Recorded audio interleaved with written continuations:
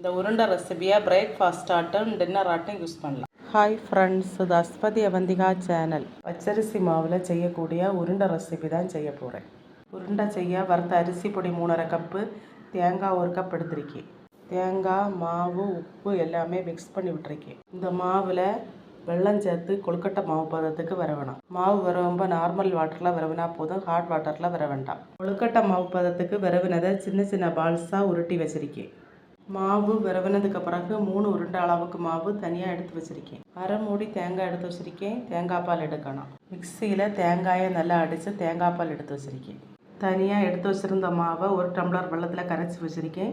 இனி இதை தேங்காய் பாலுக கூட சேர்க்கணும். வெறும் தேங்காய் பால் சேர்த்தா திக்காக இருக்காது. திக்காக இருக்கிறதுக்கு தான் அரிசி பொடி சேர்க்கி. மாவு தேங்காய் பால் மிக்ஸ் பண்ண பிறகு இந்த பதத்தில் இருக்கும். தேங்காய் பாலில் உப்பு சேர்த்து அடுப்பில் வச்சுருக்கேன். இது நல்லா கொதிச்சணும். தேங்காய் பால் கொதிச்சுட்டு இருக்குது. இனி ஒவ்வொரு உருண்டையாக சேர்க்கணும்.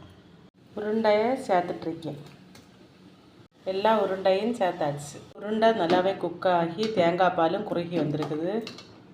ஓகே ஃப்ரெண்ட்ஸ், இந்த வீடியோ பிடிச்சிருந்தா லைக் பண்ணுங்கள், சப்ஸ்கிரைப் பண்ணுங்கள். தேங்க்யூ.